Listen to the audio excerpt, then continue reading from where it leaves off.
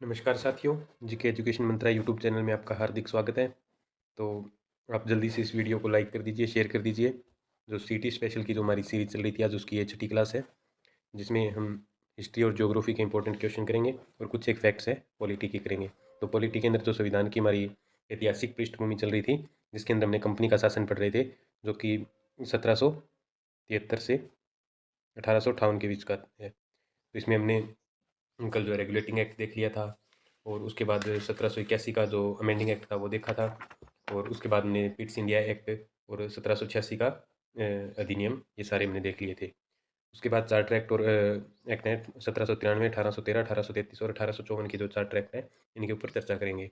इसके अलावा ज्योग्राफी के जो मोस्ट इंपॉर्टेंट क्वेश्चन जो एग्जाम में रिपीट होते हैं, उनको भी हम आज डिस्कस करेंगे। तो हरियाणा जीके के जो हमने पहले जो सीरीज इसके पहले की 2 वीडियो है, उसके अंदर हमने हरियाणा के प्राचीन इतिहास के बारे में डिस्कस किया था, उससे रिलेटेड इंपॉर्टेंट क्वेश्चन। और आज की जो वीडियो है ये रहने वाली है मध्यकालीन इतिहास। हरियाणा का जो मध्यकालीन इतिहास है, इसके ऊपर रहने वाली है। तो हमारा पहला क्वेश्चन रहेगा, जब गजनवियों ने भारत के उत्तर पश्चिम पर हमला किया तो उस समय हरियाणा में किस वंश का शासन था? तो उस समय हरियाणा में तोमर वंश का शासन था। गजनवी ने हरियाणा के क्षेत्र पर प्रथम बार आक्रमण कब किया? तो हरियाणा पर जो है गजनवी ने 1009 ईस्वी में हरियाणा में प्रथम बार आक्रमण किया था। वह मुस्लिम शासक जिसने 1000 से 1026 के बीच जो है भारत पर 17 बार आक्रमण किया था। तो ये महमूद गजनवी ने भारत पर 17 बार आक्रमण किया था, 1001 ईस्वी से 1000 ईस्वी से 1026 ईस्वी के बीच में। महमूद गजनवी की मृत्यु के बाद उसके पुत्र मसूद ने किस वर्ष झांसी पर आक्रमण किया? तो उसने 1037 ईस्वी में 1037 ईस्वी में उसके पुत्र जो मसूद था, उसने जो है 1037 ईस्वी में हरियाणा के झांसी पर आक्रमण किया। थानेसर के मंदिर में स्थित चक्रस्वामी की मूर्ति को किस शासक ने नष्ट किया था? तो थानेसर के अंदर एक प्रसिद्ध मूर्ति थी चक्रस्वामी की मूर्ति, जिसे विष्णु जी की मूर्ति भी कहा जाता है, विष्णु जी की मूर्ति। तो इसको है महमूद गजनवी ने जो है 1009 ईस्वी में जब आक्रमण किया था हरियाणा पर, उस समय इसने इसको नष्ट कर दिया था। तोमर शासक अनंगपाल द्वितीय का शासनकाल था। तो अनंगपाल द्वितीय है, इसका शासनकाल कब से कब रहा था? 1051 ईस्वी से 1081 ईस्वी तक जो है अनंगपाल द्वितीय का शासन रहा था, और ये तोमर वंश का शासक था। मादूद ने हरियाणा पर कब आक्रमण किया? तो मादूद ने हरियाणा पर 1043 ईस्वी में जो है आक्रमण किया था। अजमेर के चौहान शासक अर्णोराज ने किस वर्ष महाराजा धीराज परमेश्वर श्री की उपाधि धारण की थी और अपनी सेना के साथ हरियाणा की ओर बढ़ा था? तो ये 1139 ईस्वी में, 1139 ईस्वी में जो अजमेर का शासक अर्णोराज था, इसने महाराजा धीराज परमेश्वर श्री की उपाधि धारण करके अपनी सेना लेकर हरियाणा की ऊपर आक्रमण करने के लिए आया था। तोमर वंश के पतन के बाद किस शक्तिशाली वंश का उदय हुआ? तो तोमर वंश के बाद जो है चौहान वंश का उदय हुआ था। इतिहासकार दशरथ शर्मा के अनुसार बादानक वंश के शासकों का संबंध किस जाति से था? तो ये अहीर जाति से थे। चौहान नरेश विग्रहराज चतुर्थ ने तोमर शासकों को पराजित कर किस दुर्ग पर अधिकार किया था? तो इसने दिल्ली और झांसी पर अधिकार कर लिया था विग्रहराज चतुर्थ ने। 1182 में चौहान वंश के किस शासक के आक्रमण के बाद बादानकों की शक्ति समाप्त हो गई? तो ये जो पृथ्वीराज तृतीय था, ये चौहान वंश का शासक था, इसने 1182 में के आक्रमण के बाद जो बादानक थे, इनकी जो शक्ति है ये समाप्त हो गई थी। वर्तमान में हरियाणा के क्षेत्र बादानकों के क्षेत्र के रूप में जाने जाते हैं। तो ये रेवाड़ी और भिवानी है, ये बादानकों के क्षेत्र के रूप में जाने जाते हैं। तराइन में लड़े गए प्रथम युद्ध में किसकी विजय हुई थी? तो इसमें पृथ्वीराज चौहान की विजय हुई थी।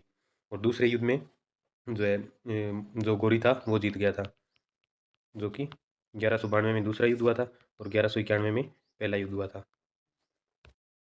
महमूद गौरी ने किस वर्ष हरियाणा पर आक्रमण किया था? ये 1191 ईस्वी में, जिसमें जो है पृथ्वीराज चौहान जीत गया था, महमूद गौरी हार गया था। तराइन की दूसरी लड़ाई में किसकी हार के बाद अग्रवा का क्षेत्र मुस्लिम शासक के अधीन हो गया था? तो पृथ्वीराज जो तृतीय था, इसकी हार के बाद जो है ये मुस्लिम शासकों का जो उदय हो गया था। तराइन किस की दूसरी लड़ाई में जो है ये पृथ्वीराज तृतीय था, इसकी हार हुई थी। तराइन के प्रथम युद्ध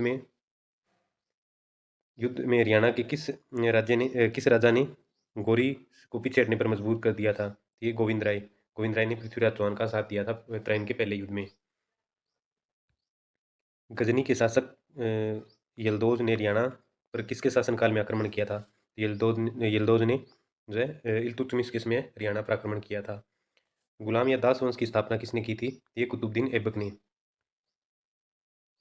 और इल्तुतमिश है, जिसको गुलामों का गुलाम कहा जाता है, गुलाम का गुलाम, गुलाम का गुलाम। हरियाणा में रजिया सुल्तान का निम्न में से किसने विरोध किया? तो रजिया सुल्तान का। जाटों और राजपूतों ने जो है रजिया सुल्तान का विरोध किया था। इल्तुतमिश के शासनकाल में कितने तख्तों का उल्लेख मिलता है? तो ये 7 का। किस शासनकाल में किस सुल्तान ने उलूग खां यानी कि बलबन से संधि कर उसे अमीर ए हाजिब बनाया? तो उलूग खां, बलबन का दूसरा नाम है उलूग खां। तो इसके साथ जो संधि की थी ये नसीरुद्दीन महमूद ने की थी और इसे अमीर ए हाजिब बना दिया था। हरियाणा के सभी थे किसके शासनकाल में स्वतंत्र हो गए थे? तो बैराम शाह और मसूद के समय में ये हरियाणा के जो इकते थे वो स्वतंत्र हो गए थे। गुलाम वंश का अंतिम शासक जिसने हरियाणा के जंगल कटवा दिए, वह अत्याचार किए, वह कौन था? तो वह बलबन था। बलबन ने जो है मेवातियों को कुचलने के लिए लौ एवं रक्त की नीति अपनाई थी। लौ एवं रक्त की नीति अपनाई। मेवाती सरदार मलिक खान के नेतृत्व में किस वर्ष झांसी के पास नसीरुद्दीन महमूद के जो सेनापति के ऊँटों के कारवां पर हमला किया था? तो नसीरुद्दीन महमूद के जो सेनापति का जो ऊँटों का कारवां था इसके ऊपर हमला मेवाती सरदार मलिक खान के नेतृत्व में किया गया था झांसी के पास। तो ये 1257 ईस्वी में, 1257 में। तो ये ज्योग्राफी के क्वेश्चन आ गए हैं। तो ये मोस्ट इंपॉर्टेंट क्वेश्चन है जो हर एक एग्जाम में पूछे जाते हैं।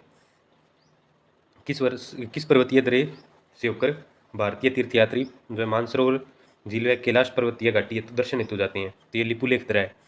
लिपुलेख दर्रे। लिपुलेख दर्रा कहाँ है? तो ये उत्तराखंड में। लिपुलेख दर्रा कहाँ है? उत्तराखंड में। और ये कुमायूं का क्षेत्र है उसके अंदर आता है, जो कि तिब्बत के कुमायूं का क्षेत्र है, इसको तिब्बत के क्षेत्र से जोड़ता है। तो लिपुलेख दर्रा उत्तराखंड में, जिसके द्वारा जो भारतीय तीर्थयात्री ये मानसरोवर झील और जो कैलाश पर्वतीय घाटी है इसके दर्शन हेतु जाते हैं। तिब्बत में मानसरोवर झील के पास किस नदी का उद्गम स्रोत है? तो तिब्बत के अंदर जो मानसरोवर झील है वहाँ से एक तो सिंधु नदी, सतलुज नदी और ब्रह्मपुत्र नदी, ये तीनों नदियाँ हैं जो मानसरोवर झील के पास से इनका उद्गम स्थल है।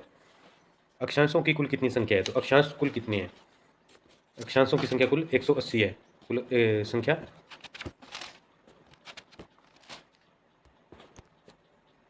तो अक्षांशों की कुल संख्या 180 है, जो कि हमारे उत्तर और दक्षिण में जो पृथ्वी का विभाजन का कार्य करते हैं।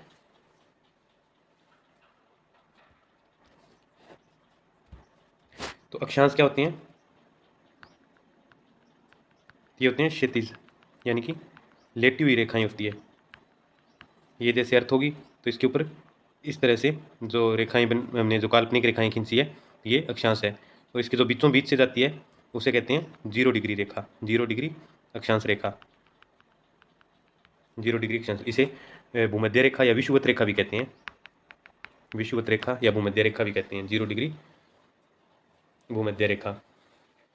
और जो भूमध्य रेखा है इसके ऊपरी भाग को उत्तरी गोलार्ध और दक्षिणी भाग को दक्षिणी गोलार्ध कहते हैं। और जो 23.5 डिग्री उत्तरी अक्षांश है उसे कर्क रेखा, और जो 23.5 डिग्री दक्षिणी अक्षांश है उसे मकर रेखा कहा जाता है। और जो दो अक्षांश होते हैं इनके बीच की दूरी है ये लगभग भूमध्य रेखा के आसपास तो इसकी दूरी है ये 110.5 किलोमीटर होती है। वहीं अगर ध्रुवों के पास पहुंचते हैं तो वहाँ पर यह लंबाई बढ़ जाती है, तो इनके बीच की दूरी 111.7 किलोमीटर हो जाती है।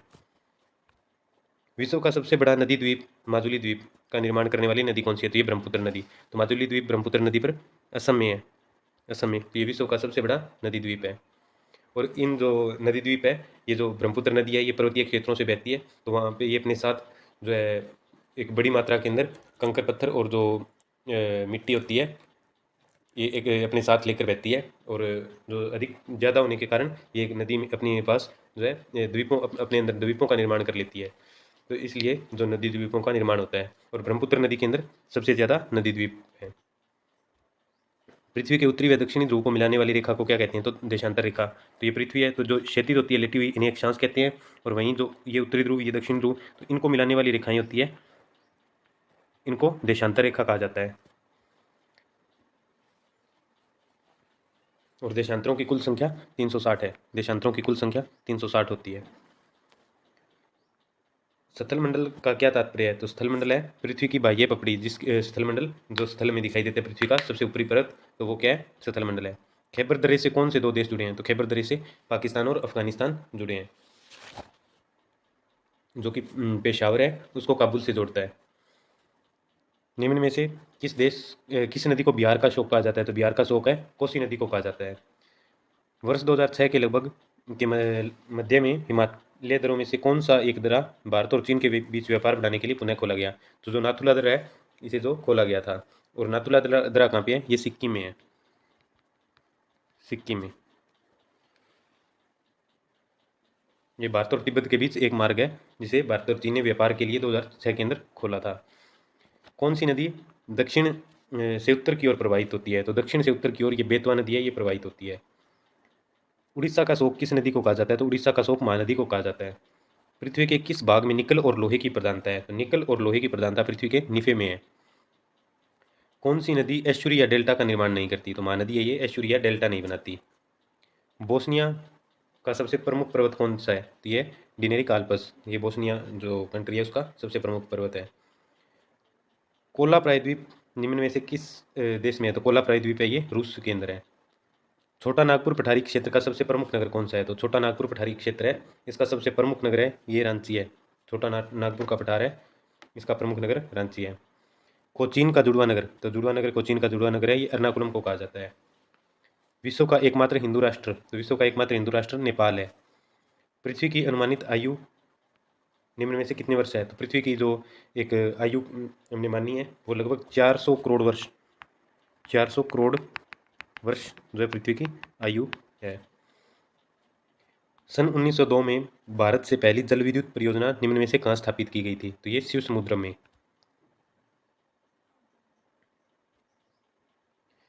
निम्न में से कौन महाराष्ट्र में, तो अमरनाथ की गुफाएं हैं, ये महाराष्ट्र में नहीं है। विश्व का सबसे ऊंचा ज्वालामुखी कोटोपैक्सी, तो कोटोपैक्सी कहाँ है? तो ये फिलीपींस में विश्व का सबसे ऊंचा ज्वालामुखी पर्वत है।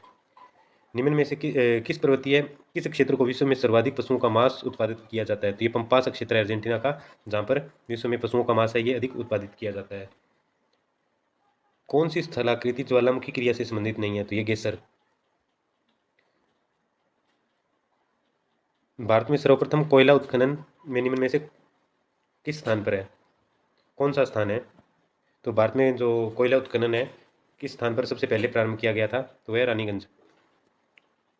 निम्न में से किसकी वृद्धि देश में सबसे तीव्र गति से हो रही है? तो महिला साक्षरता है, ये बड़ी तीव्र गति से बढ़ रही है। निर्माण की दृष्टि से कौन सी चट्टान सर्वाधिक प्राचीन है? तो ये आग्नेय चट्टान है, ये सर्वाधिक प्राचीन है। तो महाराष्ट्र अमरनाथ की गुफाएं महाराष्ट्र में नहीं है। कौन पृथ्वी का एक स्थायी खंड नहीं है? तो हिमालय पर्वत है, ये पृथ्वी का स्थायी खंड नहीं है। और जो हिमालय का निर्माण है ये जो यूरोपीय प्लेट और जो हमारी भारतीय प्लेट है इनके टकराने से हुआ था। जो यहाँ पे टेथिस एक सागर था उसी के उभरने से जो है हिमालय पर्वत का निर्माण हुआ है। अधात्विक खनिज, तो जिप्सम क्या एक अधात्विक खनिज है। पृथ्वी व अंतरिक्ष के बीच वायुमंडल को हटा हुआ माना जाए तो आसमान का रंग कैसा होगा? तो काला हो जाएगा। तो आसमान का रंग काला होता है, परंतु ये जो रिफ्रैक्शन के कारण रिफ्रैक्शन परावर्तन के कारण जो है इसका रंग हमें नीला दिखाई देता है। तो ये हमने ज्योग्राफी के क्वेश्चन देख लिए और जो हरियाणा के जो मध्यकालीन इतिहास था इससे रिलेटेड हमने क्वेश्चन देखे हैं। अब हम कुछ इंपॉर्टेंट पॉलिटी के जो टॉपिक था हमारा वो देख लेते हैं, जिसके अंदर जो चार्टर एक्ट है 1793 का,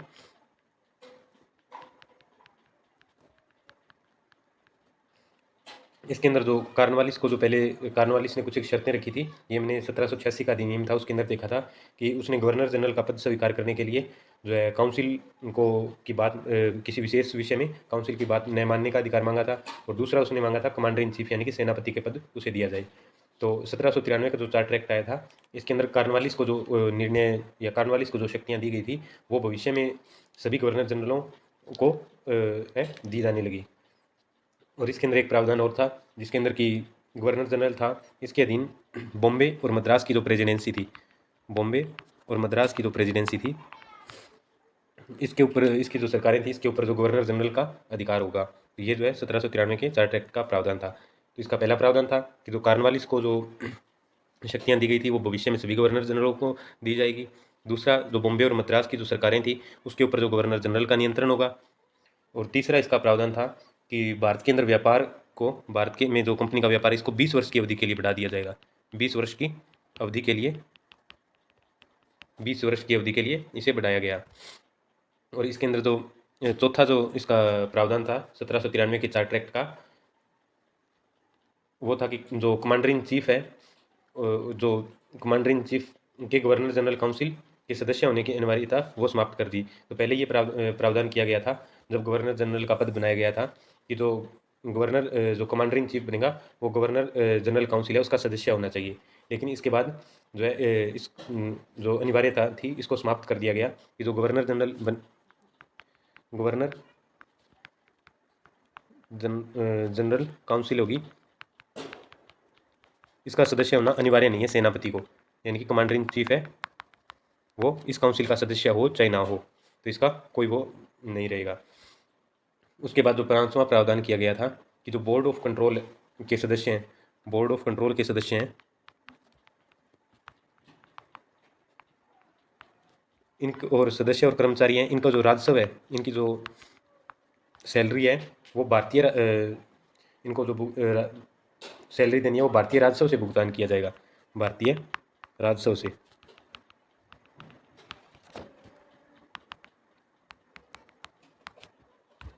उसके बाद जो 1813 का जो चार्टर एक्ट आया था, एक बार देख लीजिए 1793 का जो चार्टर एक्ट था, सबसे पहले इसने जो है कॉर्नवालिस को 2 शक्तियाँ दी थी। एक तो जो काउंसिल की बात न मानने की, दूसरी इसे सेनापति का पद। तो ये जो शक्तियाँ थी भविष्य में आने वाले सभी जो गवर्नर जनरल बनेंगे उनके लिए भी इसको जो है लागू कर दिया। दूसरा जो प्रावधान था, जो बॉम्बे और मद्रास की जो प्रेसिडेंसी है, इनकी सरकारें हैं, उनके ऊपर जो गवर्नर जनरल है उसका अधिकार होगा। और जो तीसरे इसका प्रावधान था कि जो कंपनी का व्यापार का जो अधिकार है वो उसे 20 वर्ष की अवधि के लिए बढ़ा दिया जाएगा। चौथा प्रावधान था कि गवर्नर जनरल जो सेनापति होता है, पहले इसके अनिवार्य था कि गवर्नर जनरल काउंसिल का सदस्य हो, लेकिन वर्तमान में इस अनिवार्यता इस समय जो हमारा 1793 का जो चार्टर एक्ट आया था उसके तहत उस समय जो इसको समाप्त कर दिया गया। उसके बाद 5वां इसका प्रावधान था बोर्ड ऑफ कंट्रोल के जो सदस्य हैं, इसके सदस्य और कर्मचारी है, इनको जो सैलरी है वो भारतीय राजस्व से इनको भुगतान किया जाएगा। उसके बाद 1813 का जो चार्टर एक्ट है, इसके अंदर जो कंपनी के व्यापार थे, कंपनी के जो पहले उसको 20 वर्ष के लिए बढ़ाया था, तो वो 20 वर्ष पूरे होने के बाद कंपनी के व्यापार के अधिकार समाप्त कर दिए। कंपनी के व्यापार के अधिकार जो थे वो समाप्त कर दिए। तो कंपनी के जो व्यापार थे उनको समाप्त कर दिया, लेकिन इनको भारतीय व्यापार है, भारतीय व्यापार जो ब्रिटिश के व्यापारी थे, ब्रिटिश व्यापारी, इनके लिए इसको खोल दिया गया। जो ब्रिटिश व्यापारी थे उनके लिए भारतीय व्यापार को खोल दिया गया। और इसके साथ ही जो कंपनी का व्यापार है उसको पूर्णतः समाप्त नहीं किया। कंपनी का जो व्यापार है इसको एक तो चाय के व्यापार का इसको अनुमति दे दी, दूसरा चीन के साथ। तो ये 2 जो व्यापार है ये कंपनी को दे दिए गए, बाकी जो है ब्रिटिश व्यापारी थे उनके लिए खोल दिया गया। कंपनी का जो व्यापार का अधिकार था बाकी सारे अधिकार उसके समाप्त कर दिए गए। उसके बाद इसके अंदर एक और प्रावधान था जिसमें जो भारत के अंदर जो कंपनी के अधिकार में जो क्षेत्र थे, भारत में जो कंपनी जिनके ऊपर ब्रिटिश ईस्ट इंडिया कंपनी थी, जो जिन भारतीय क्षेत्रों के ऊपर जो ये कंपनी शासन कर रही थी, उसको जो ब्रिटेन के जो राजा है, ब्रिटेन के राजा के हाथों में इसका जो शासन है वो सौंप दिया गया। तो उसकी जो प्रभुता है उसको स्थापित किया गया ब्रिटेन के राजा की, जिन क्षेत्रों पर ब्रिटिश भारतीय क्षेत्र, स्पेशली ब्रिटिश भारतीय क्षेत्र थे, इनको जो है ब्रिटेन के राजा की प्रभुता सौंप दी गई। उसके बाद जो इसके अंदर एक और प्रावधान था, जो ईसाई मिशनरी थे,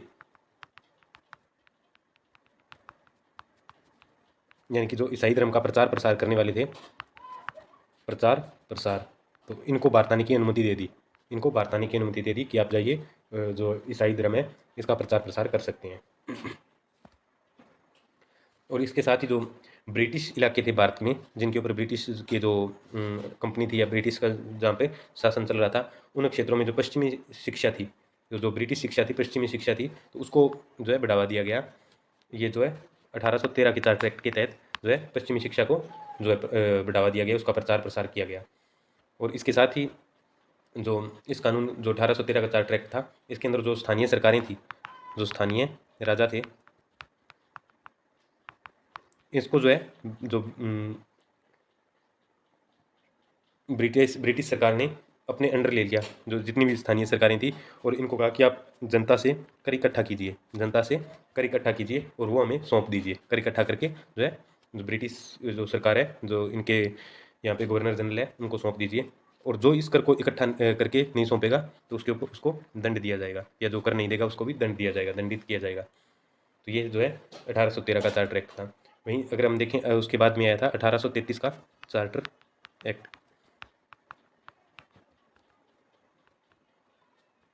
1793 के चार्टर एक्ट के अंदर जो कार्नवालिस को शक्तियाँ दी गई थी, वो शक्तियाँ भविष्य में जो गवर्नर जनरल बनेंगे उनको दी जाएगी। कौन कौन सी दो शक्तियाँ थी? एक तो सेनापति का पद, दूसरा विशेष क्षेत्र में जो है उसकी जो काउंसिल थी बनी हुई थी उसकी बात नहीं मानेगा। दूसरा बॉम्बे और मद्रास की जो प्रेसिडेंसी थी इनको जो है गवर्नर जनरल के अधिकार क्षेत्र में कर दिया गया। तीसरी जो कंपनी का व्यापार था उसको 20 वर्षों के लिए बढ़ाया गया, और उसके बाद गवर्नर जनरल काउंसिल का सदस्य होना अनिवार्य किया गया था सेनापति के लिए, कमांडर इन चीफ पद के लिए उस अनिवार्यता को समाप्त किया गया। और उसके बाद जो बोर्ड ऑफ कंट्रोल के सदस्य थे, उसके कर्मचारी थे, उनको जो सैलरी है भारतीय राजस्व से भुगतान करने का प्रावधान किया गया। उसके बाद 1813 का जो चार्टर एक्ट आया उसके अंदर कंपनी ने जो कंपनी के व्यापार के अधिकार थे वो समाप्त कर दिए गए, और जो भारतीय व्यापार है ये ब्रिटिश व्यापारियों के लिए खोल दिया। और जो कंपनी का व्यापार था इसको दो अधिकार दिए, एक तो चीन के साथ व्यापार के, दूसरा चाय के व्यापार के। और उसके बाद जो ब्रिटिश राजा थे उसके अंडर में जो उसकी प्रभुता थी उसको ब्रिटिश भारतीय क्षेत्रों पर थोप दिया गया। और जो ईसाई मिशनरी थे उनको जो ईसाई धर्म के प्रचार प्रसार के लिए भारत आने की अनुमति दे दी। और जो स्थानीय सरकारें थी उनको कर इकट्ठा करने के लिए प्रावधान किया गया, अधिकार किया गया उनके ऊपर, और जो कर न दे पाए उसे दंडित किया जाएगा। उसके बाद जो है 1833 का चार्टर एक्ट आता है, जो कि ब्रिटिश भारत के अंदर केंद्रीयकरण की दिशा में ये एक महत्वपूर्ण कदम था। तो इसने क्या किया था, जो ब्रिटिश भारत था उसका केंद्रीयकरण करने का काम किया था, यानी कि उसको पूर्ण रूप से संचालित करने का। अब से पहले तो जो है भारत के ऊपर कहीं कुछ क्षेत्रों में इनके अधिकार थे, या और जो जिन क्षेत्रों पर अधिकार नहीं थे वो स्वतंत्र जो है क्षेत्र थे। परंतु अब इस चार्टर एक्ट के तहत 1833 के चार्टर एक्ट के तहत इसने जो है केंद्रीयकरण कर लिया। जो छोटी छोटी प्रेसिडेंसियाँ और छोटे छोटे जो राजाओं के जो क्षेत्र बने हुए थे, राजाओं का अधिकार था, उसको पूर्ण रूप से अधिग्रहण करने का इन्होंने प्रयास किया था। तो इसकी जो विशेषता क्या रही थी, तो इसके अंदर जो सबसे पहले जो बंगाल का गवर्नर था, बंगाल का जो गवर्नर जनरल था, इसे भारत का गवर्नर जनरल बना दिया गया, इसे भारत का गवर्नर जनरल बना दिया गया। तो भारत का पहला गवर्नर जनरल कौन था? Governor general. तो भारत का पहला गवर्नर जनरल विलियम बेंटिंग बना था, विलियम बेंटिक, ये जो है विलियम बेंटिक। तो ये भारत का पहला गवर्नर जनरल बना था।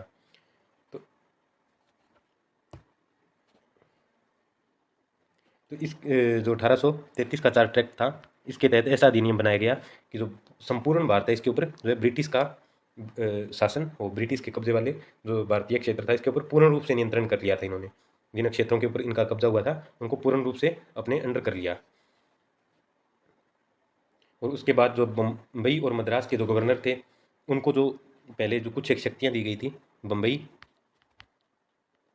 और मद्रास के जो गवर्नर बनाए थे इन्होंने, उनको पहले कुछ एक स्थानीय रूप से शक्तियाँ दी गई थी, वो शक्तियाँ इनसे छीन ली।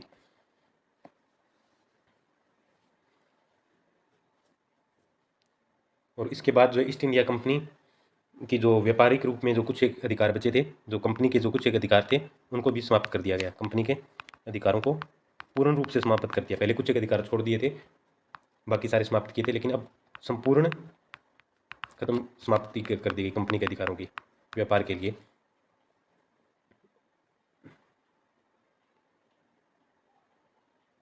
और जो जिन क्षेत्रों पर कंपनी ने अधिकार किया था उसे ब्रिटिश राजशाही के तौर पर उन्होंने अपने कब्जे में ले लिए, ब्रिटिश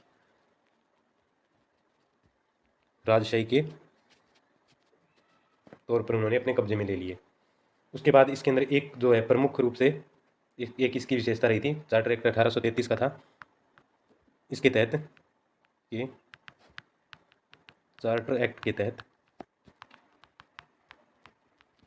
जो सिविल सेवकों के लिए, सिविल सेवकों के चयन के लिए खुली प्रतियोगिता का आयोजित करवाने का इन्होंने निर्णय लिया था। तो इस जिसके अंदर कि कोई भी भारतीय भी इस कंपनी में किसी भी पद के ऊपर जो है रोजगार हासिल कर सकता है। तो इसके अंदर ये प्रावधान किया गया था। हालांकि जो है बाद में जो बोर्ड ऑफ डायरेक्टर थे उन्होंने इस जो प्रावधान था इस कानून का विरोध कर दिया था, उसके बाद इसको समाप्त कर दिया था। पहले जो है इसके अंदर ये प्रावधान किया गया था कि जो सिविल सेवकों का चयन है ये खुली प्रतियोगिता के आधार पर होगा, जिसके अंदर कोई भी भारतीय भी हिस्सा ले सकता है, अपना रोजगार हासिल कर सकता है। उसके बाद आया था 1853 का चार्टर एक्ट। 1853 का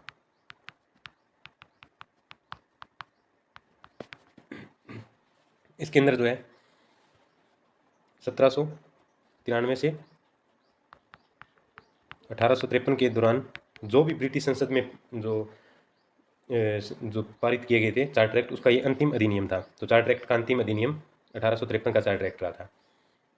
तो ये जो है ये संविधान के विकास की दृष्टि से अधिक बहुत ही महत्वपूर्ण जो है एक्ट रहा था, क्योंकि इसके अंदर कई सारे छोटे छोटे चेंजेस किए गए थे।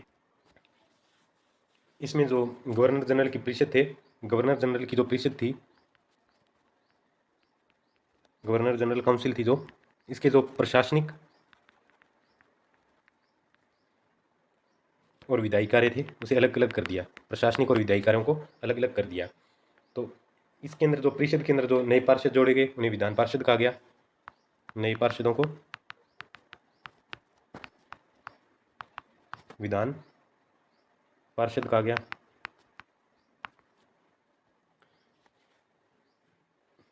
और हम इसे ये कह सकते हैं कि ये गवर्नर जनरल के लिए एक विधान परिषद का निर्माण किया गया था। गवर्नर जनरल के लिए नई विधान परिषद का गठन किया गया था। गवर्नर जनरल के लिए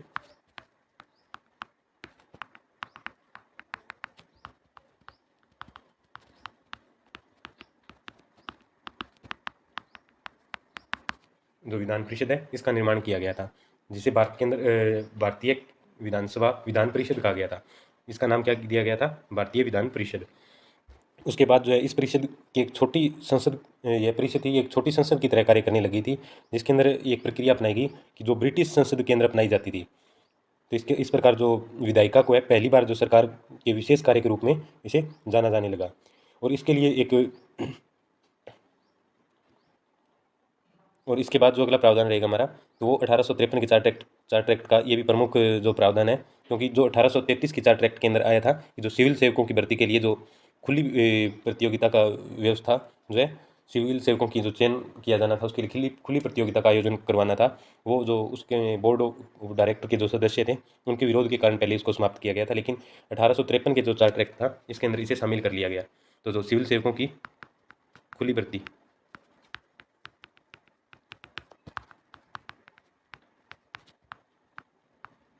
खुली भर्ती प्रतियोगिता की व्यवस्था की इसकी जो व्यवस्था थी इसको प्रारंभ किया गया। और ये जो है मैकाले के नेतृत्व में हुआ था। मैकाले के नेतृत्व में 1854 में जो है भारतीय सिविल सेवा, तो ये मैकाले के नेतृत्व में 1854 में शुरू की गई थी। उसके बाद का जो एक्ट रहा था 1853 का चार्टर एक्ट था, इसका एक और प्रावधान मुख्य रूप से जिसके अंदर कंपनी का शासन इसे विस्तार कर लिया गया, कंपनी के शासन को और विस्तारित कर लिया गया।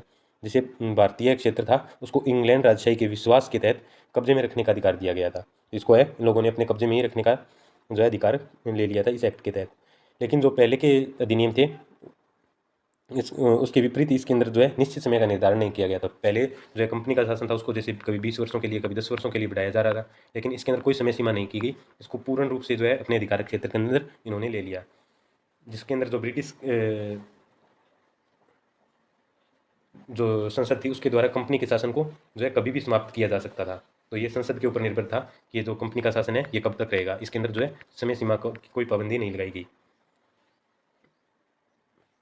तो जो 1853 का चार्टर एक्ट था इसने पहली बार जो है भारतीय केंद्रीय विधान परिषद थी इसका जो स्थानीय प्रतिनिधित्व भी शुरू कर दिया था, जिसके अंदर जो गवर्नर जनरल की जो परिषद थी इसके अंदर 6 नए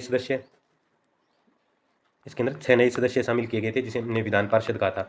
विधान पार्षद, जिसमें से 4 का जो चुनाव था वो बंगाल से किया गया, और एक मद्रास और एक बम्बई से जो है, बम्बई और आगरा का एक ही था, और एक जो है मद्रास से इनका चयन किया गया था। तो इस प्रकार ये जो है 1853 का चार्टर एक्ट रहा था। इसको एक बार रिवाइज करवा देता हूँ पूरे को ही। 1793 का चार्टर एक्ट, जो इससे पहले का अधिनियम आया था वो 1786 में आया था। कब आया था? 1786 में। इसके अंदर जो कॉर्नवालिस को जो बंगाल का गवर्नर जनरल नियुक्त किया गया था, तो इसने जो है गवर्नर जनरल बनने के लिए अपनी 2 शर्तें रखी। एक तो इसने रखी कि इसे जो विशेष विषयों में काउंसिल का निर्णय, काउंसिल की बात है वो नहीं मानेगा। दूसरी इसने रखी थी शर्त कि ये जो है सेनापति का पद रखेगा अपने पास, सेनापति या कमांडर इन चीफ कहते हैं जिसे, वो पद ये अपने पास रखेगा। तो ये जो दोनों इसकी शक्तियाँ थी, ये शक्तियाँ जो भविष्य में आगे जो भी गवर्नर जनरल बनेगा उसके लिए इन्होंने उसको आगे कंटिन्यू कर दिया। इसके अंदर एक प्रावधान था कि जो बॉम्बे और मद्रास की प्रेसिडेंसियाँ थी, इसकी सरकारें थी, इसके ऊपर जो बंगाल का गवर्नर जनरल होगा उसका अधिकार क्षेत्र रहेगा। इसके अंदर एक प्रावधान जोड़ा गया कि ये जो है कंपनी का शासन इसे 20 वर्ष की अवधि के लिए बढ़ाया जाए, और जो गवर्नर जनरल इन काउंसिल का सदस्य है बनकर जो सेनापति का पद हासिल किया जाता था उसे समाप्त कर दिया कि अब जो है कमांडर इन चीफ या सेनापति बनने के लिए गवर्नर जनरल काउंसिल का सदस्य होना अनिवार्य नहीं है। और बोर्ड ऑफ कंट्रोल के सदस्य थे या उसके कर्मचारी थे, उनको जो सैलरी थी उसको जो जो भी भत्ता या सैलरी दी जाती थी तो उसे भारतीय राजस्व से उसको उसका भुगतान किया जाएगा। उसके बाद 1813 का चार्टर एक्ट आया जिसके अंदर कंपनी का जो व्यापार था उसके अधिकार थे वो समाप्त कर दिए गए, और जो है भारतीय व्यापार था ये ब्रिटिश व्यापारियों के लिए खोल दिया गया और कंपनी के व्यापार समाप्त कर दिए गए। इसके अंदर कुछ एक व्यापार छोड़े गए जैसे चाय का व्यापार और चीन के साथ व्यापार थे। और वहीं जो ब्रिटिश भारतीय क्षेत्र थे उसके अंदर जो ब्रिटेन के राजा थे उसकी जो प्रभुता है उसको थोपा गया। और इसके बाद जो ईसाई मिशनरी थे उनको जो ईसाई धर्म के प्रचार प्रसार के लिए भारत आने की अनुमति दे दी गई।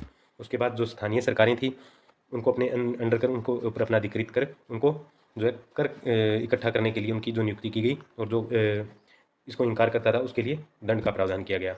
उसके बाद 1813 के चार्टर एक्ट के बाद 1833 का चार्टर एक्ट आया जिसके अंदर जो कि ब्रिटिश का जो केंद्रीयकरण किया था ब्रिटिश भारत का, तो केंद्रीयकरण के रूप में जाना जाता है। तो इसने जो बंगाल का गवर्नर जनरल होता था उसे भारत का गवर्नर जनरल बनाया। उसके बाद जो भारत का पहला गवर्नर जनरल बना विलियम बेंटिंग, और ये बंगाल का अंतिम गवर्नर जनरल भारत का पहला गवर्नर जनरल बना। और उसके बाद जो बम्बई और मद्रास के जो गवर्नर थे उनकी जो विधायिका की जो शक्तियाँ थी उनको इससे वंचित कर दिया गया। और उसके बाद जो कंपनी के अधिकार थे उनको संपूर्ण रूप से समाप्त कर दिया गया, और ब्रिटिश राजशाही के तहत जो कंपनी के भारतीय अधिकार क्षेत्र थे उनको अपने अंडर ले लिया। उसके बाद 1833 के चार्टर एक्ट के तहत जो सिविल सेवकों के चयन के लिए जो खुली प्रतियोगिता आयोजित करवाने का जो निर्णय लिया था 1833 के चार्टर एक्ट के तहत, वो जो बोर्ड ऑफ डायरेक्टर्स के जो सदस्य थे उनके विरोध के कारण इसे रद्द किया गया। उसके बाद जो 1853 का चार्टर एक्ट आया था जो कि चार्टर एक्ट की सीरीज थी उसका अंतिम जो है एक्ट रहा था। 1793 से 1853 तक जो चार्टर एक्ट आए उसके अंदर ये लास्ट था। तो इसके अंदर जो है गवर्नर जनरल परिषद थी उसके विधायी और प्रशासनिक कार्यों को अलग अलग किया गया। और उसके बाद जो नए पार्षद नियुक्त किए गए ये 6 नियुक्त किए गए, 4 बंगाल से, 1 मद्रास से और 1 बम्बई और आगरा दोनों से। ठीक है, तो ये 6 नए पार्षद जोड़े गए जिसे विधान पार्षद कहा गया। और ये जो विधान परिषद थी ये गवर्नर जनरल की सहायता के लिए इसका जो है गठन किया गया था। और इसके 1853 का चार्टर एक्ट था, इसी के अंदर सिविल सेवकों की खुली भर्ती की प्रतियोगिता की व्यवस्था को आरंभ किया। और इस समय जो गवर्नर जनरल रहा था वो मेकाले था, मेकाले के नेतृत्व में जो सिविल सेवकों की खुली भर्ती की प्रतियोगिता को आरंभ किया गया। और इसके बाद जो कंपनी के जो विधान पार्षद थे ये 6 थे, ये मैंने बता दिया। तो जिनमें से 4 बंगाल से, 1 मद्रास से और 1 मुंबई और आगरा से। तो ये हमारा जो है कंपनी का शासन है, कंपनी का शासन जो कि 1773 से 1858 तक रहा था, ये हमने कंप्लीट कर लिया है। अब इसके बाद जो है सम्राट का शासन देखेंगे या ताज का शासन। ये शासन जो है 1858 से आज़ादी तक रहा था 1947 तक। इसको हम कल की वीडियो में इसको शुरू कर लेंगे। तो आप वीडियो को ज़्यादा से ज़्यादा लाइक कर दीजिए, शेयर कर दीजिए अपने दोस्तों के पास। इस वीडियो में मैंने आपको जो है हरियाणा जीके के जो प्राचीन इतिहास है इससे रिलेटेड क्वेश्चन कराए हैं, और जो ज्योग्राफी के मोस्ट इंपॉर्टेंट क्वेश्चन है जो एग्जाम में रिपीट होते हैं वो भी मैंने करवाए हैं। और इसके अलावा जो पॉलिटी करवाई है तो ये पॉलिटी की क्लास है। ये सारे मिक्स शुरू थोड़े थोड़े पार्ट के अंदर एक ही वीडियो में होते रहेंगे। आप वीडियो को ज़्यादा से ज़्यादा लाइक शेयर कर दीजिए, चैनल को सब्सक्राइब कर दीजिए। वीडियो देखने के लिए आपका बहुत बहुत धन्यवाद।